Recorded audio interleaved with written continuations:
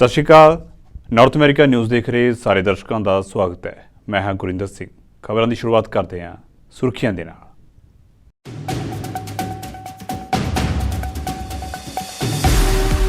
ਰਾਸ਼ਟਰਪਤੀ ਜੋ ਬਾਈਡਨ ਨੇ ਬਾਲਟਿਮੋਰ ਦੇ ਵਿੱਚ ਟੁੱਟੇ ਹੋਏ ਫ੍ਰਾਂਸਿਸ ਸਕਾਟ ਬ੍ਰਿਜ ਦਾ ਕੀਤਾ ਦੌਰਾ। ਕਿਹਾ ਜਲਦੀ ਹੀ ਇਸ ਪੁਲ ਨੂੰ ਕੀਤਾ ਜਾਵੇਗਾ ਮੁਕੰਮਲ।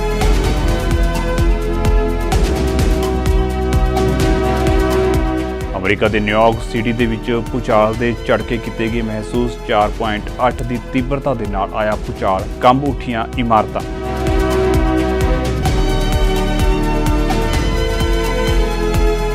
ਓਟਵਾ ਨੂੰ $37.5 ਮਿਲੀਅਨ ਦਾ ਫੰਡ ਅਲਾਟ ਕਰੇਗੀ ਓਨਟਾਰੀਓ ਸਰਕਾਰ। ਓਨਟਾਰੀਓ ਦੇ ਪ੍ਰੀਮੀਅਰ ਡਗ ਫੋਰਡ ਵੱਲੋਂ ਕੀਤਾ ਗਿਆ ਐਲਾਨ।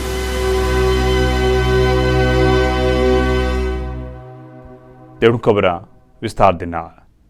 ਅਮਰੀਕਾ ਦੇ ਰਾਸ਼ਟਰਪਤੀ ਜੋ ਬਾਈਡਨ ਨੇ ਬਾਲਟਿਮੋਰ ਦੇ ਵਿੱਚ ਟੁੱਟੇ ਹੋਏ ਫ੍ਰਾਂਸਿਸ ਸਕਾਟ ਬ੍ਰਿਜ ਦਾ ਦੌਰਾ ਕੀਤਾ। ਉਨ੍ਹਾਂ ਕਿਹਾ ਕਿ ਪੁਲ ਨੂੰ ਦੁਬਾਰਾ ਬਣਾਉਣ ਦੇ ਲਈ ਅਸੀਂ ਜ਼ਮੀਨ ਅਸਮਾਨ ਇੱਕ ਕਰ ਦਿਆਂਗੇ। ਉਨ੍ਹਾਂ ਕਿਹਾ ਕਿ ਜਿੰਨੀ ਜਲਦੀ ਹੋ ਸਕੇ ਅਸੀਂ ਇਸ ਪੁਲ ਨੂੰ ਦੁਬਾਰਾ ਬਣਾ ਦਿਆਂਗੇ। ਅਮਰੀਕੀ ਰਾਸ਼ਟਰਪਤੀ ਨੇ ਨੁਕਸਾਨ ਨੂੰ ਵਿਨਾਸ਼ਕਾਰੀ ਦੱਸਿਆ ਅਤੇ ਕਿਹਾ ਹੈ ਕਿ ਅਸੀਂ ਪੁਲ ਦੇ ਮੁੜ ਨਿਰਮਾਣ ਦੇ ਲਈ ਹਰ ਸੰਭਵ ਮਦਦ ਕਰਾਂਗੇ।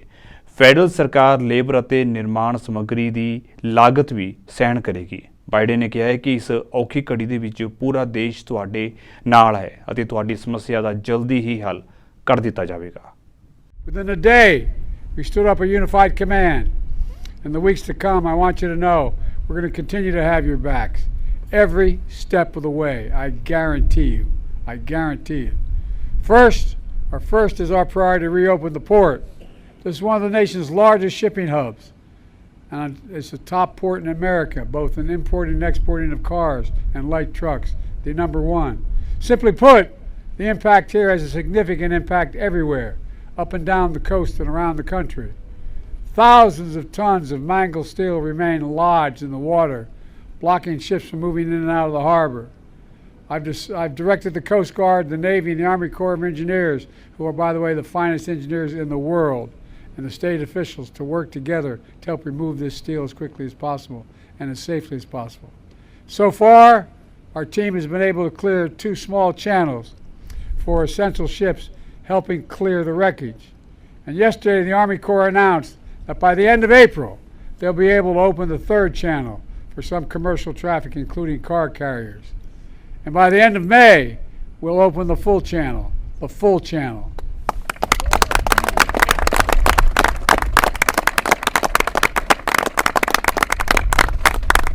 My task force on supply chain disruption has been engaging with union, rail, trucking, shipping, state and local leaders to minimize the impact on our supply chains. And I'm proud to announce that the federal government will provide over $8 million in grant funds to make the infrastructure improvements at Sparrows Point as the only port unaffected by this collapse, which will allow Sparrows Point to take on more ships. And that's happening now, will happen shortly. Second, we're focused on protecting the workers and businesses. Folks, 20,000 jobs depend on this port. 20,000 families depend on this port to buy groceries, to make rent, to pay their bills. Today, my administration is announcing the first tranche of dislocated worker grants, fancy phrase, which is dimes. All it is there to make sure it helps create jobs for workers involved in the cleanup of this incident, additional jobs. America ਦੇ ਸੰਘਣੀ ਆਬਾਦੀ ਵਾਲੇ New York ਦੇ metropolitan ਖੇਤਰ ਦੇ ਵਿੱਚ ਸਵੇਰੇ ਭੂਚਾਲ ਦੇ ਝਟਕੇ ਮਹਿਸੂਸ ਕੀਤੇ ਗਏ। ਇਸ ਦੌਰਾਨ ਭੂਚਾਲ ਨੇ ਸੰਯੁਕਤ ਰਾਸ਼ਟਰ ਸੁਰੱਖਿਆ ਪਰਿਸ਼ਦ ਦੀ ਬੈਠਕ ਦੇ ਵਿੱਚ ਕੁਝ ਸਮੇਂ ਦੇ ਲਈ ਰੁਕਾਵਟ ਵੀ ਪਾਈ। ਭੂਚਾਲ ਸਵੇਰੇ 10 ਵਜੇ ਆਇਆ ਅਤੇ ਭੂਚਾਲ ਦੀ ਸ਼ੁਰੂਆਤੀ ਤੀਬਰਤਾ 4.8 ਮਾਪੀ ਗਈ। ਭੂਚਾਲ ਦਾ ਕੇਂਦਰ ਨਿਊਯਾਰਕ ਸਿਟੀ ਤੋਂ 45 ਮੀਲ ਪੱਛਮ ਦੇ ਵਿੱਚ ਨਿਊ ਜਰਸੀ ਦੇ ਵਿੱਚ ਵਾਈਟ ਹਾਊਸ ਸਟੇਸ਼ਨ ਨੇੜੇ ਸੀ। 4.2 ਕਰੋੜ ਤੋਂ ਵੱਧ ਲੋਕਾਂ ਨੇ ਭੂਚਾਲ ਦੇ ਝਟਕੇ ਮਹਿਸੂਸ ਕੀਤੇ ਹੋਣਗੇ। ਬਾਲਟਿਮੋਰ ਤੋਂ ਲੈ ਕੇ ਨਿਊ ਹੈਂਪਸ਼ਾਇਰ ਤੱਕ ਲੋਕਾਂ ਨੇ ਧਰਤੀ ਹਿਲਦੀ ਮਹਿਸੂਸ ਕੀਤੀ। ਅਜੇ ਤੱਕ ਗੰਭੀਰ ਨੁਕਸਾਨ ਦੀ ਕੋਈ ਰਿਪੋਰਟ ਨਹੀਂ ਹੈ, ਪਰ ਅਧਿਕਾਰੀ ਪੁਲਾਂ ਅਤੇ ਹੋਰ ਮੁੱਖ ਬੁਨਿਆਦੀ ਢਾਂਚੇ ਦੀ ਜਾਂਚ ਕਰ ਰਹੇ ਨੇ। ਨਿਊਯਾਰਕ ਦੀ ਗਵਰਨਰ ਕੈਥੀ ਹੋਚੂਲ ਨੇ ਕਿਹਾ ਹੈ ਕਿ ਪੂਰੇ ਸੂਬੇ ਦੇ ਵਿੱਚ ਭੂਚਾਲ ਦੇ ਝਟਕੇ ਲੱਗੇ ਨੇ। ਮੇਰੀ ਟੀਮ ਭੂਚਾਲ ਦੇ ਪ੍ਰਭਾਵ ਅਤੇ ਇਸ ਦੇ ਸੰਭਾਵਿਤ ਨੁਕਸਾਨ ਦਾ ਮੁਲਾਂਕਣ ਕਰ ਰਹੀ ਹੈ। We're taking this extremely seriously, and here's why. There is always the possibility of aftershocks, and I'll get to that in a moment, but We have not felt the magnitude of an earthquake of this level since about 2011.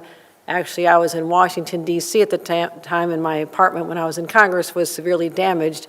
And we felt those effects all the way up to Buffalo, New York. So these are wide-scale possibilities. This is one of the largest earthquakes on the East Coast occur in the last century. So I immediately directed my emergency management team, the second we received word of this, to start doing damage assessments, any life in danger, and finding out whether there's any bridges or tunnels that are compromised. And so that was the first reaction. You'll be hearing from the team that has been working on that. I also immediately spoke to Governor Phil Murphy to offer any assistance and to find out what is happening in his state, which again was the epicenter. Our teams have been in constant communication with the mayor of New York. We also spoke to the MTA to ensure the integrity, the structural integrity of the subway system, the Port Authority, and I want to announce that right now JFK and Newark airports are on full ground stops to assess any potential for after effects. And we've been in contact with the utility companies to make sure that the gas and electric services continue. I will report that Amtrak and MTA are on full schedule, no disruption there at this time. Been in communication with the White House. They reached out to us. The Deputy of Homeland Security Advisor, who's actually with President Biden right now surveying the damage in Baltimore, called us, and I believe they felt the effects even in Baltimore. So it's been a very unsettling day to say the least. But the White House offered any assistance. Senator Schumer reached out, offered any assistance. So right now it's most important that we have our structural teams out there, our engineering teams, surveying our bridges, our roads, any area there could be a fault line that is not easily detectable, to make sure that passengers on our rails as well as our commuters are safe. Assessing all state roads, Commissioner Dominguez is taking lead on that, making sure our state roads are safe. Major transmission lines and dams, because you don't always see the effects of a small crack that actually could develop into a real major problem. America ਦੇ ਮੌਜੂਦਾ ਰਾਸ਼ਟਰਪਤੀ ਜੋ Biden ਅਤੇ ਸਾਬਕਾ ਰਾਸ਼ਟਰਪਤੀ Donald Trump ਦੇ ਵਿੱਚ ਮੁਕਾਬਲਾ ਨਵੰਬਰ ਵਿੱਚ ਹੋਣ ਵਾਲੀਆਂ ਚੋਣਾਂ ਵਿੱਚ ਵੇਖਣ ਨੂੰ ਮਿਲੇਗਾ। ਜੋ ਬਾਈਡਨ ਫੰਡਾਂ ਦੇ ਮਾਮਲੇ ਵਿੱਚ ਬਹੁਤ ਅੱਗੇ ਨਿਕਲ ਚੁੱਕੇ ਨੇ। ਦੂਜੇ ਪਾਸੇ ਕਈ ਵਿਵਾਦਾਂ ਵਿੱਚ ਘਿਰੇ ਸਾਬਕਾ ਰਾਸ਼ਟਰਪਤੀ ਡੋਨਲਡ ਟਰੰਪ ਹੁਣ ਧਰਮ ਦਾ ਪੱਤਾ ਖੇਡ ਰਹੇ ਨੇ। ਹਾਲਾਂਕਿ ਪਿਛਲੀਆਂ ਚੋਣਾਂ ਦੇ ਵਿੱਚ ਉਹਨਾਂ ਦਾ ਨਾਅਰਾ ਮੇਕ ਅਮਰੀਕਾ ਨੂੰ ਫਿਰ ਤੋਂ ਮਹਾਨ ਬਣਾਓ ਸੀ। ਹੁਣ ਉਹਨਾਂ ਦੀ ਰੈਲੀ ਦੇ ਵਿੱਚ ਧਾਰਮਿਕ ਗੱਲਾਂ ਦਾ ਵੀ ਜ਼ਿਕਰ ਹੋ ਰਿਹਾ। ਧਾਰਮਿਕ ਸੰਗੀਤ ਵੀ ਵੱਜ ਰਹੇ ਨੇ। ਟਰੰਪ ਨੇ ਜ਼ੋਰਦਾਰ ਭਾਸ਼ਣ ਦੇ ਨਾਲ ਈਸਾਈ ਧਰਮ ਦਾ ਜ਼ਿਕਰ ਕੀਤਾ ਤੇ ਲੋਕਾਂ ਨੂੰ ਇਸ ਦੀ ਰੱਖਿਆ ਕਰਨ ਦਾ ਸੰਕਲਪ ਦਿਵਾਇਆ। ਪ੍ਰੋਗਰਾਮ ਦੇ ਵਿੱਚ ਟਰੰਪ ਦੇ ਨਾਲ ਮੌਜੂਦ ਧਾਰਮਿਕ ਭਾਈਚਾਰੇ ਦੇ ਕੁਝ ਪਾਦਰੀ ਕਹਿੰਦੇ ਨੇ ਕਿ ਤੁਹਾਨੂੰ ਧਿਆਨ ਦੇਣਾ ਚਾਹੀਦਾ ਹੈ। ਆਓ ਪਰਮਾਤਮਾ ਅੱਗੇ ਅਰਦਾਸ ਕਰੀਏ ਕਿ ਸਾਡੇ ਧਰਮ ਦੀ ਸ਼ਾਨ ਦੇ ਵਿੱਚ ਕਦੇ ਕਮੀ ਨਾ ਆਵੇ। ਇਸ ਅਪੀਲ ਉੱਤੇ ਸਭਾ ਦੇ ਵਿੱਚ ਹਾਜ਼ਰ ਸਾਰੇ ਲੋਕ ਸਿਰ ਝੁਕਾ ਕੇ ਚੁੱਪ ਹੋ ਗਏ। ਚੋਣ ਚਿੰਤਨ ਅਜੀਬ ਲੱਗ ਸਕਦਾ ਹੈ, ਪਰ ਟਰੰਪ ਨੂੰ ਸਿਆਸੀ ਏਜੰਡਾ ਰਿਪਬਲਿਕਨ ਪਾਰਟੀ ਨੂੰ ਚਰਚ ਦੇ ਰਾਹ ਉੱਤੇ ਲੈ ਕੇ ਜਾਣ ਦੀ ਕੋਸ਼ਿਸ਼ ਨੂੰ ਸਪਸ਼ਟ ਤੌਰ ਉੱਤੇ ਦਰਸਾਉਂਦਾ ਹੈ। ਟਰੰਪ ਵੀ ਧਾਰਮਿਕ ਸਹੁੰ ਚੁੱਕ ਕੇ ਆਪਣੇ ਸਮਰਥਕਾਂ ਤੋਂ ਵਫਾਦਾਰੀ ਦਾ ਵਾਅਦਾ ਕਰ ਰਹੇ ਨੇ। ਇਹ ਵਫਾਦਾਰੀ ਕਾਰਕੁਨ ਪੱਧਰ ਤੋਂ ਲੈ ਕੇ ਰਿਪਬਲਿਕਨ ਨੈਸ਼ਨਲ ਕਮੇਟੀ ਤੱਕ ਦੇ ਮੈਂਬਰਾਂ ਨੂੰ ਪ੍ਰਭਾਵਿਤ ਕਰ ਰਹੀ ਹੈ। 60 ਅਮਰੀਕੀ ਡਾਲਰ ਦੇ ਵਿੱਚ ਬਾਈਬਲ ਵੇਚ ਕੇ ਮੇਕ ਅਮਰੀਕਾ ਪ੍ਰੇ ਅਗੇਨ ਦਾ ਨਾਅਰਾ ਦੇਣ ਵਾਲੇ ਟਰੰਪ, ਜਿਨ੍ਹਾਂ ਨੇ ਕਦੇ ਵੀ ਚਰਚ ਦੀਆਂ ਸੇਵਾਵਾਂ ਦੇ ਵਿੱਚ ਦਿਲਚਸਪੀ ਹੀ ਨਹੀਂ ਵਿਖਾਈ, ਉਹਨਾਂ ਨੇ ਪਿਛਲੇ ਹਫ਼ਤੇ ਬਾਈਬਲ ਨੂੰ ਆਪਣੀ ਪਸੰਦੀਦਾ ਕਿਤਾਬ ਦਾ ਨਾਮ ਦਿੱਤਾ ਹੈ। ਉਹਨਾਂ ਨੇ $60 ਵਿੱਚ ਬਾਈਬਲ ਵੇਚਣ ਦਾ ਇੱਕ ਵੀਡੀਓ ਵੀ ਪੋਸਟ ਕੀਤਾ, ਜਿਸ ਦੇ ਵਿੱਚ ਲੀ ਗ੍ਰੀਨਵੁੱਡ ਦੇ ਗੀਤ ਗੋਡ ਬਲੈਸ ਦਾ USA ਦੇ ਬੋਲ ਸਨ। ਉਹਨਾਂ ਨੇ ਮੇਕ ਅਮਰੀਕਾ ਪ੍ਰੇ ਅਗੇਨ ਦਾ ਨਾਅਰਾ ਵੀ ਦਿੱਤਾ। ਟਰੰਪ ਆਪਣੀ ਮੁਹਿੰਮ ਨੂੰ ਈਸਾਈ ਪ੍ਰਚਾਰਕਾਂ ਦਾ ਸਮਰਥਨ ਜਿੱਤਣ ਲਈ ਦੇਸ਼ ਦੀ ਆਤਮਾ ਦੀ ਲੜਾਈ ਦੱਸ ਰਹੇ ਨੇ। ਈਰਾਨ ਇਜ਼ਰਾਈਲ ਉੱਤੇ ਵੱਡੇ ਹਮਲੇ ਦੀ ਤਿਆਰੀ ਕਰ ਰਿਹਾ ਹੈ। ਈਰਾਨ ਨੇ ਅਮਰੀਕਾ ਨੂੰ ਦਖਲ ਨਾ ਦੇਣ ਲਈ ਕਿਹਾ ਹੈ।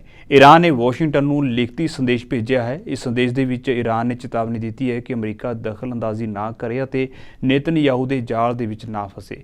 ਦਰਅਸਲ ਹਾਲ ਹੀ ਦੇ ਵਿੱਚ ਸੀਰੀਆ ਦੇ ਵਿੱਚ ਈਰਾਨੀ ਕੌਂਸਲੇਟ ਉੱਤੇ ਹਮਲਾ ਹੋਇਆ ਸੀ। ਈਰਾਨ ਨੇ ਇਜ਼ਰਾਈਲ ਉੱਤੇ ਇਸ ਦਾ ਦੋਸ਼ ਲਗਾਇਆ ਹੈ।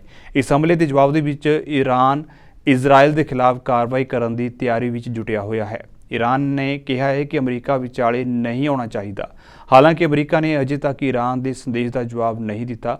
ਈਰਾਨ ਦੀ ਚੇਤਾਵਨੀ ਤੋਂ ਬਾਅਦ ਅਮਰੀਕਾ ਵੀ ਹਾਈ ਅਲਰਟ ਉੱਤੇ ਹੈ ਤੇ ਇਜ਼ਰਾਈਲ ਵਿੱਚ ਆਪਣੇ ਠਿਕਾਣਿਆਂ ਦੀ ਸੁਰੱਖਿਆ ਨੂੰ ਲੈ ਕੇ ਚਿੰਤਤ ਹੈ। ਹਾਲ ਹੀ ਦੇ ਵਿੱਚ ਸੀਰੀਆ ਦੇ ਵਿੱਚ ਈਰਾਨ ਦੇ ਕੌਂਸਲੇਟ ਉੱਤੇ ਹਮਲਾ ਹੋਇਆ ਸੀ। ਇਸ ਹਮਲੇ ਵਿੱਚ ਈਰਾਨੀ ਫੌਜ ਦੇ ਸੀਨੀਅਰ ਜਨਰਲ ਸਮੇਤ 13 ਲੋਕ ਮਾਰੇ ਗਏ ਸਨ।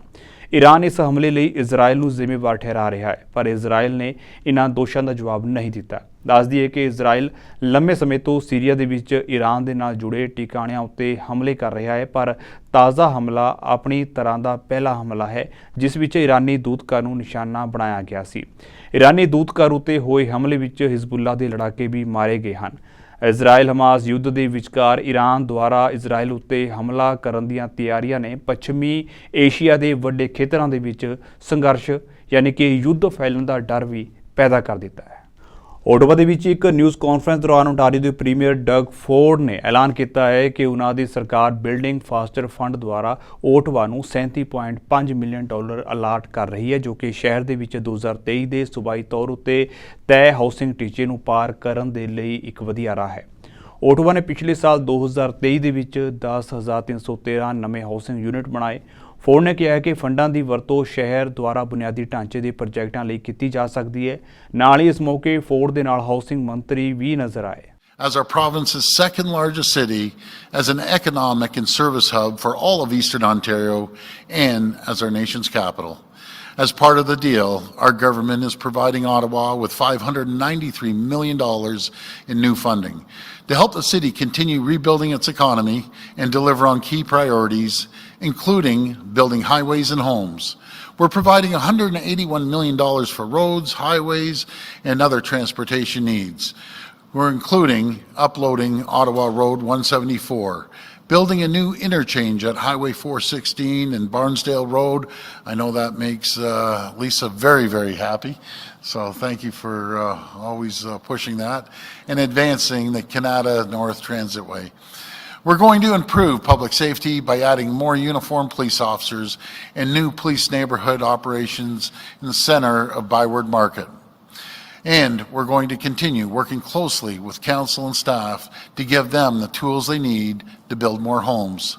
Last month in our budget, we announced $1.8 billion in new infrastructure funding available to all municipalities across the province to help get more homes built. That's on top of the billions of dollars we're providing through the Ontario Community Infrastructure Fund. And our Building Faster Fund as well, a 3-year, $1.2 billion program that rewards municipalities for progress they make against their annual housing targets. Today, I'm pleased to say Ottawa made substantial progress towards its 2023 target, breaking ground on 10,313 homes last year. That's 10,313 families that are going to have a roof over their head, and I just find that absolutely amazing. So thank you again, Mayor. Thank you to the staff, and thank you to the council, because again, it wouldn't happen without all three groups there. So I'm pleased to present the City of Ottawa with a Building Faster Fund check for more than $37.5 million. These funds can be used by the city for community development and infrastructure projects that lay the groundwork for more housing. Mayor Sutcliffe, my challenge to you and to the mayors right across the province. ਹਾਲ ਹੀ ਦੇ ਵਿੱਚ ਲੋਰੇਨ scholars ਦੀ list ਜਾਰੀ ਕੀਤੀ ਗਈ ਹੈ। ਉਸ ਦੇ ਵਿੱਚ ਕੁਝ ਸਾਊਥ ਏਸ਼ੀਅਨ ਬੱਚਿਆਂ ਦੇ ਨਾਮ ਵੀ ਨੇ। ਇਹਨਾਂ ਵਿੱਚੋਂ ਇੱਕ ਬਲਜੋਤ ਰਾਏ, ਜੋ ਕਿ ਵਿਨੀਪੈਗ ਦੇ ਸਕੂਲ ਦਾ ਵਿਦਿਆਰਥੀ ਹੈ, ਚੁਣਿਆ ਗਿਆ ਹੈ। ਇਸ ਵਿਲੱਖਣ ਪ੍ਰਾਪਤੀ ਦੇ ਵਿੱਚ ਬਲਜੋਤ ਦਾ ਚੁਣੇ ਜਾਣਾ ਕਮਿਊਨਿਟੀ ਦੇ ਲਈ ਮਾਣ ਵਾਲੀ ਗੱਲ ਹੈ। ਲੋਰੇਨ ਪ੍ਰੋਗਰਾਮ ਕੀ ਹੈ ਅਤੇ ਬਲਜੋਤ ਦਾ ਇਸ ਨਾਲ ਜੁੜਿਆ ਸਫ਼ਰ ਕਿਵੇਂ ਰਿਹਾ, ਇਸ ਸੰਬੰਧੀ ਉਹਨਾਂ ਦੇ ਵੱਲੋਂ ਆਪਣੇ ਵਿਚਾਰ ਸਾਂਝੇ ਕੀਤੇ ਗਏ। ਜਦੋਂ ਮੈਨੂੰ ਫੋਨ ਕਾਲ ਮਿਲੀ ਕਿ ਮੈਨੂੰ ਇਹ ਸਕਾਲਰਸ਼ਿਪ ਮਿਲੀ, ਮੈਂ ਬਹੁਤ ਖੁਸ਼ ਸੀ। ਮੈਂ ਥੱਲੇ ਪੜ੍ਹ ਰਿਹਾ ਸੀ ਅਤੇ ਮੈਂ ਆਲਮੋਸਟ ਰੋਣ ਵਾਲਾ ਹੋ ਗਿਆ ਸੀ, ਕਿਉਂਕਿ ਮੈਂ ਕਦੇ ਨਹੀਂ ਸੀ ਬਲੀਵ ਕੀਤਾ ਜਾਂ ਸੋਚਿਆ ਕਿ ਮੈਨੂੰ ਇਹ ਸਕਾਲਰਸ਼ਿਪ ਮਿਲੂ, ਕਿਉਂਕਿ ਕੈਨੇਡਾ ਦੀ ਸਾਰਿਆਂ ਨਾਲੋਂ ਵੱਡੀ ਸਕਾਲਰਸ਼ਿਪ ਆ। ਪਰ ਮੈਂ ਬਹੁਤ ਆਨਰਡ ਫੀਲ ਕਰਦਾ ਅਤੇ ਮੈਂ ਸਾਰਿਆਂ ਦਾ ਧੰਨਵਾਦ ਕਰਨਾ ਚਾਹੁੰਦਾ ਜਿਨ੍ਹਾਂ ਨੇ ਮੇਰੀ ਹੈਲਪ ਕੀਤੀ, ਮਦਦ ਕੀਤੀ ਇੱਥੇ ਆਉਣ ਲਈ। ਪਰ ਹਜੇ ਤੱਕ ਵੀ ਮੈਨੂੰ ਲੱਗਦਾ ਮੈਂ ਪੂਰੀ ਤਰ੍ਹਾਂ ਪ੍ਰੋਸੈਸ ਨਹੀਂ ਕੀਤਾ ਕਿ ਮੈਨੂੰ ਇਹ ਸਕਾਲਰਸ਼ਿਪ ਮਿਲੀ, ਕਿਉਂਕਿ ਬਹੁਤ ਤਰੀਕਿਆਂ ਦੇ ਵਿੱਚ ਆਲਮੋਸਟ ਮੇਰੀ ਲਾਈਫ ਨੂੰ ਚੇਂਜ ਕਰ ਰਹੀ ਆ। ਲੋਰੈਨ ਜਿੱਤਣ ਤੱਕ ਉਹਨਾਂ ਦਾ ਬਹੁਤ ਲੰਬਾ ਪ੍ਰੋਸੈਸ ਸੀਗਾ। ਸੋ ਮੈਂ ਸਤੰਬਰ ਦੇ ਵਿੱਚ ਸ਼ੁਰੂ ਕੀਤਾ ਅਤੇ ਫਰਵਰੀ ਦੇ ਐਂਡ ਤੱਕ ਉਹ ਪ੍ਰੋਸੈਸ ਗਿਆ। ਸੋ ਕਾਫੀ ਸਟੇਜਸ ਜਾਂ ਸਟੈਪਸ ਸੀਗੇ। ਐਕਸਪੀਰੀਅੰਸ ਬਹੁਤ ਜ਼ਰੂਰੀ ਆਇਆ ਜੋ ਮੈਂ ਪਾਸਟ ਕੀਤਾ ਕਮਿਊਨਿਟੀ ਦੇ ਵਿੱਚ, ਸਕੂਲੇ ਜਿਨ੍ਹਾਂ ਨਾਲ ਮੈਂ ਮਿਲਿਆ। ਮੇਰੇ ਟੀਚਰਾਂ ਨੇ, ਮੇਰੇ ਪੇਰੈਂਟਸ ਨੇ, ਮੇਰੇ ਫਰੈਂਡਸ ਨੇ, ਸਾਰਿਆਂ ਨੇ ਬਹੁਤ ਹੈਲਪ ਕੀਤੀ।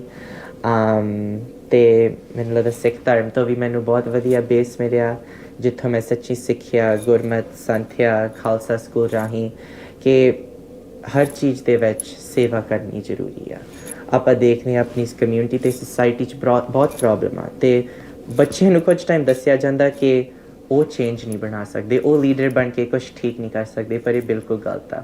ਅਤੇ ਇੱਦਾਂ ਹੀ ਮੈਨੂੰ ਸਿਖਾਇਆ ਗਿਆ ਕਿ ਜਦੋਂ ਆਪਾਂ ਨੂੰ ਕੋਈ ਪ੍ਰੋਬਲਮ ਦੱਸਦੀ ਆ ਉਹਨੂੰ ਠੀਕ ਕਰੋ, ਇੱਦਾਂ ਨਾ ਬਸ ਖੜ ਕੇ ਦੇਖੋ ਅਤੇ ਇਹ ਪ੍ਰੋਬਲਮ ਨੂੰ ਐਗਜ਼ਿਸਟ ਕਰਨ ਦਿਓ ਜਾਂ ਬਸ। ਸਾਨੂੰ ਬੜੀ ਖੁਸ਼ੀ ਹੋਈ ਕਿਉਂਕਿ ਬਲਜੋਤ ਲਾਸਟ 2-3 ਸਾਲ ਤੋਂ ਬੜੀ ਸਖਤ ਮਿਹਨਤ ਕਰ ਰਿਹਾ ਸੀਗਾ।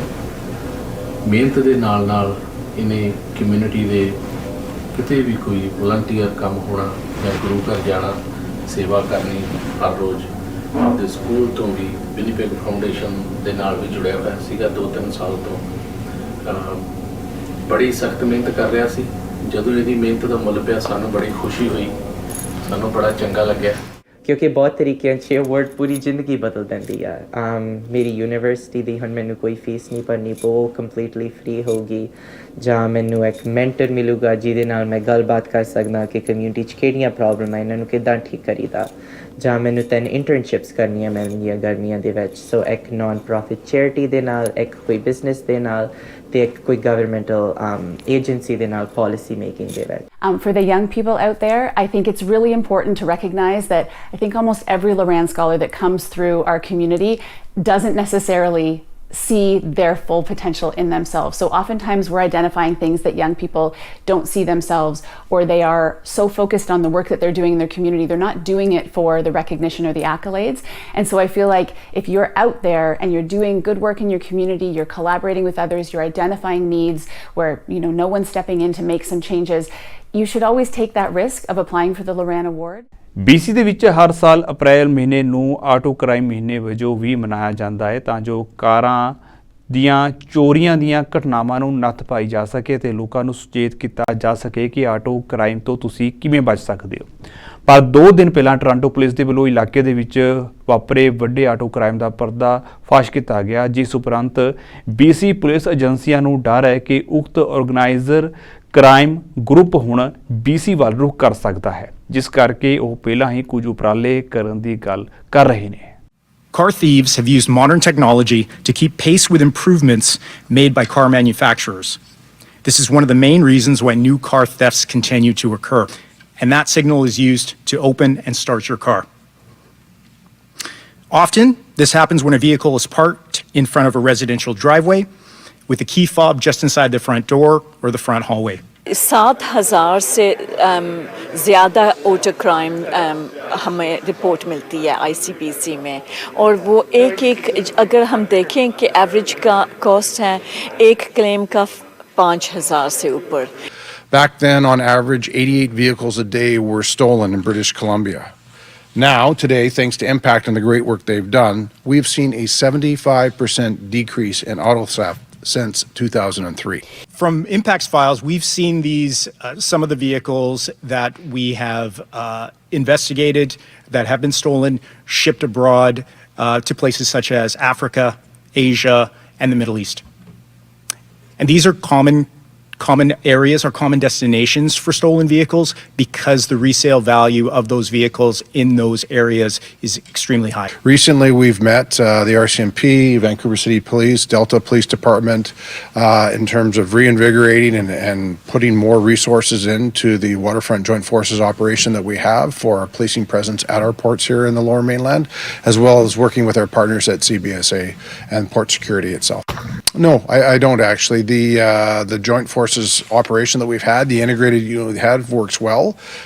But I think now with the rise in auto crime that we see back east and the concern that we have that may come out west, we're looking at vamping up those resources to ensure that we're able to prevent that from happening. है इसीलिए तो हम funding देते हैं impact को क्योंकि हमें पता है, हमें मालूम है कि अगर ये auto crime out of control हो गया तो सबके लिए ये बहुत it's a bad thing for everyone.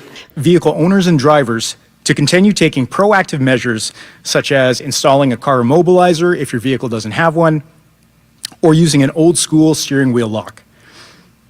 We also recommend installing a secondary GPS tracking device, such as an AirTag or a tile, as a recovery tool in the event your vehicle is stolen. Vancouver port ਉਤੇ ਕੰਮ ਕਰਦੇ ਵਰਕਰਾਂ ਦੇ ਵਿੱਚ ਸਿੱਖਾਂ ਨੂੰ hard hat ਦੀ ਥਾਂ ਪੱਗ ਬੰਨ੍ਹ ਕੇ ਕੰਮ ਕਰਨ ਦੀ ਛੋਟ ਮਿਲੀ ਹੋਈ ਹੈ ਤੇ ਇਹ ਤਰੀਕਾ ਕਿਸ ਤਰ੍ਹਾਂ ਕੰਮ ਕਰਦਾ ਇਸ ਦਾ ਜਾਇਜ਼ਾ ਲੈਣ ਦੇ ਲਈ ਅੱਜ ਫੈਡਰਲ ਲੇਬਰ ਮੰਤਰੀ ਵੈਨਕੂਵਰ ਪੋਰਟ ਉਤੇ ਪਹੁੰਚੇ ਹੋਏ ਸਨ। ਉਹਨਾਂ ਦੀ ਇਸ ਫੇਰੀ ਦਾ ਮਕਸਦ ਵੈਨਕੂਵਰ ਪੋਰਟ ਦੇ ਹਾਲਾਤਾਂ ਦਾ ਜਾਇਜ਼ਾ ਲੈ ਕੇ ਇਸ ਰਾਹ ਨੂੰ ਹੋਰ ਪੋਰਟਸ ਉਤੇ ਲਾਗੂ ਕਰਨ ਦੇ ਮਾਮਲੇ ਦੇ ਵਿੱਚ ਸੀ। ਪਰ ਵਰਲਡ ਸਿੱਖ ਆਰਗੇਨਾਈਜੇਸ਼ਨ ਦੇ ਅਨੁਸਾਰ ਇਹ ਸਭ ਕੁਝ ਤਾਂ ਹੀ ਸੰਭਵ ਹੋ ਸਕਦਾ ਹੈ ਜੇਕਰ ਸਰਕਾਰ ਫੈਡਰਲ ਪੱਧਰ ਉਤੇ ਉਕਤ ਕਾਨੂੰਨ ਦੇ ਵਿੱਚ ਤਬਦੀਲੀ ਲਿਆਵੇ। We're Canada. We reasonably accommodate people where we can to make sure that they can express themselves, that this is an essential part of their identity. But at the same time, there are safety considerations, and perhaps we can work out where places need to have a hard hat and where places don't need to have a hard hat. There are some areas that are more safety concerns than others. And in those areas, perhaps a hard hat is needed, but in other areas, it is not. And where it is not, as opposed to having a blanket policy, let's see where we can accommodate people. ਜਿਵੇਂ ਆਪਾਂ port ਦੀ ਗੱਲ ਕਰੀਏ, ਇੱਕ truck driver load ਲੈ ਕੇ ਆਉਂਦਾ, ਉਹਨੂੰ load ਚੋਂ ਕੱਢ ਕੇ ਅੰਦਰ ਪੇਪਰ ਦੇਣਾ, ਮੁੜ ਕੇ ਆਉਣਾ, ਉਹ 'ਤੇ ਉਹਨੂੰ ਕੋਈ ਖਤਰਾ ਨਹੀਂ ਹੈਗਾ। ਸੋ ਉਹਦੇ ਵਾਸਤੇ ਅਕੋਮੋਡੇਟ ਕਰਨਾ ਬੜਾ ਵਾਜਬ ਹੈਗਾ। ਹਾਂ, ਉਹ ਕਿਤੇ ਕਲੋਜ਼ਡ ਕਨਫਾਈਨਡ ਸਪੇਸ 'ਚ ਜਿੱਥੇ ਬਹੁਤ ਓਵਰਹੈਡ ਡੇਂਜਰ ਆ, ਉਹ ਗੱਲ ਵੱਖਰੀ ਹੈ, ਫਿਰ ਹੋਰ ਸਾਧਨ ਦੇਖਣੇ ਪੈਣਗੇ। ਪਰ ਜਿੱਥੇ ਉਹਨਾਂ ਨੂੰ ਕੋਈ ਦਿੱਕਤ ਨਹੀਂ ਹੈਗੀ, ਉਹ ਅਕੋਮੋਡੇਟ ਕਰ ਸਕਦੇ, ਉੱਥੇ ਕਰਨਾ ਚਾਹੀਦਾ। ਪਰ ਮੌਂਟਰੀਅਲ ਪੋਰਟ ਦੇ ਉੱਤੇ ਕਾਫੀ ਸਮੱਸਿਆ ਆ ਰਹੀ ਹੈ ਤੇ ਉੱਥੇ ਜਿਹੜੇ ਕੋਰਟ ਨੇ, ਭਾਵੇਂ ਸੁਪੀਰੀਅਰ ਕੋਰਟ ਭਾਵੇਂ ਅਪੀਲਸ ਕੋਰਟ, ਉਹਨਾਂ ਨੇ ਕਹਿ ਦਿੱਤਾ ਹੈ ਕਿ ਇੱਥੇ ਅਕੋਮੋਡੇਟ ਕਰਨ ਦੀ ਲੋੜ ਨਹੀਂ ਹੈਗੀ। ਸੋ ਉੱਥੇ ਸਿੱਖਾਂ ਨੂੰ ਮੁਸ਼ਕਲ ਆ ਰਹੀ ਹੈ ਤੇ ਪਿਛਲੇ 9 ਸਾਲਾਂ ਤੋਂ ਅਸੀਂ ਸਰਕਾਰ ਨੂੰ ਕਹਿ ਰਹੇ ਹਾਂ ਕਿ ਤੁਸੀਂ ਲੈਜਿਸਲੇਟਿਵ ਚੇਂਜ ਲਿਆਓ ਤੇ ਇੱਥੇ ਅਕੋਮੋਡੇਸ਼ਨ ਜਿਹੜੀ ਹੈਗੀ ਉਹ ਲਾਜ਼ਮੀ ਕਰਾਓ, ਤੇ ਹਲੇ ਤੱਕ ਕੋਈ ਸਟੈਪ ਨਹੀਂ ਲਿਆ ਗਿਆ। It's sometimes difficult because these accommodations for religious accommodation do not fall under the Canada Labour Code. It's under the Canada Human Rights Tribunal. And under the CHRT, rulings have come from them that I'm sure that you could find that really say safety must come first, safety must come first. I think that we have found here at the Port of Vancouver is that you can find reasonable accommodation at the workplace. ਔਰ ਅਸੀਂ as a member of parliament ਜਿਹੜੀ ਸਿੱਖ caucus ਇਕੱਠੀ ਹੁੰਦੀ ਆ ਔਰ ਇਸ issue 'ਤੇ ਜਿਹੜੀ ਹੈਗੀ ਪੀਰੀਓਡਿਕਲੀ ਡਿਸਕਸ਼ਨ ਹੋ ਰਹੀ, ਉਹਦੇ ਵਿੱਚ ਜਿਹੜੀਆਂ ਨੇ ਅਸੀਂ ਕਿਹਾ ਹੈਗਾ ਜਿਹਦੇ ਵਿੱਚ ਅਕੋਮੋਡੇਸ਼ਨ ਦੇ ਲਈ ਜਿਹੜਾ ਹੈਗਾ ਉਹ ਯਤਨ ਕੀਤੇ ਜਾ ਰਹੇ ਆ ਔਰ ਆਉਣ ਵਾਲੇ ਥੋੜ੍ਹੇ ਸਮੇਂ ਦੇ ਵਿੱਚ ਹੀ ਤੁਸੀਂ ਦੇਖੋਗੇ ਕਿ ਇੱਕ ਪਲਾਨ ਜਿਹੜੀ ਆ ਉਹ ਸਾਹਮਣੇ ਲੈ ਕੇ ਆਵਾਂਗੇ, ਜਿਹੜੀ ਫੈਡਰਲ ਪਲਾਨ। ਇਸ ਕਰਕੇ ਅਸੀਂ ਲੱਗੇ ਹੈਗੇ ਆ ਕਿ ਅਸੀਂ ਜ਼ਰੂਰ ਜਿਵੇਂ ਪੋਰਟ ਮੌਂਟਰੀਅਲ ਉੱਥੇ ਵੀ ਇਹ ਚੇਂਜਸ ਲਿਆਏ ਜਾਣ ਤਾਂ ਕਿ ਉਹ ਵੀ ਇਹਨਾਂ ਨੂੰ ਅਕੋਮੋਡੇਟ ਕਰਨ। ਪਰ ਅਨਫੋਰਚੂਨੇਟਲੀ ਇਨ ਦਾ ਪਾਸਟ ਕੁਬੈਕ ਦੇ ਵਿੱਚ ਜਿੰਨੇ ਵੀ ਕੀਤੀ ਉਹ ਸਕਸੈਸਫੁਲ ਨਹੀਂ ਹੋਏ। ਸੋ ਅਸੀਂ ਆਸ ਕਰਦੇ ਔਰ ਅਸੀਂ ਜ਼ਰੂਰ ਮਿਨਿਸਟਰ ਓਰੀਗਨ ਦੇ ਨਾਲ ਵੀ ਕੰਮ ਕਰਦੇ ਕਿ ਕਿਹੜੇ ਤਰੀਕੇ ਦੇ ਨਾਲ ਅਸੀਂ ਜੋ ਲੈਜਿਸਲੇਸ਼ਨ ਅਸੀਂ ਜਦੋਂ ਦੇਖਿਆ ਵੈਰੀ ਸਿਮਿਲਰ ਹੈਗਾ ਜੋ BC ਦਾ ਹੈਗਾ।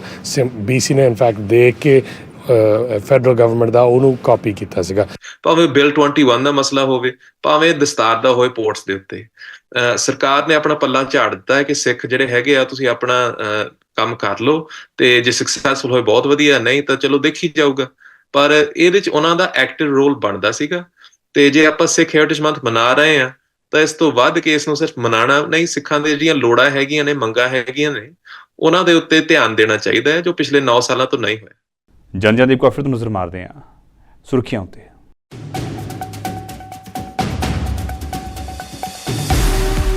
ਰਾਸ਼ਟਰਪਤੀ ਜੋ ਬਾਈਡਨ ਨੇ ਬਾਲਟਿਮੋਰ ਦੇ ਵਿੱਚ ਟੁੱਟੇ ਹੋਏ ਫ੍ਰਾਂਸਿਸ ਸਕਾਟ ਬ੍ਰਿਜ ਦਾ ਕੀਤਾ ਦੌਰਾ, ਕਿਹਾ ਜਲਦੀ ਹੀ ਇਸ ਪੁਲ ਨੂੰ ਕੀਤਾ ਜਾਵੇਗਾ ਮੁਕੰਮਲ।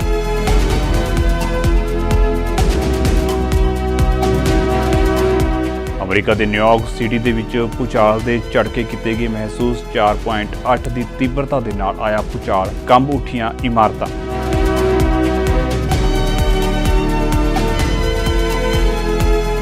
ਓਟਾਵਾ ਨੂੰ $37.5 ਮਿਲੀਅਨ ਦਾ ਫੰਡ ਅਲਾਟ ਕਰੇਗੀ ਓਨਟਾਰੀਓ ਸਰਕਾਰ। ਓਨਟਾਰੀਓ ਦੇ ਪ੍ਰੀਮੀਅਰ ਡਗ ਫੋਰਡ ਵੱਲੋਂ ਕੀਤਾ ਗਿਆ ਐਲਾਨ।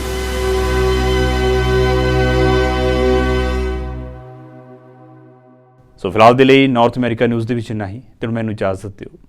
ਸਤਿ ਸ਼੍ਰੀ ਅਕਾਲ।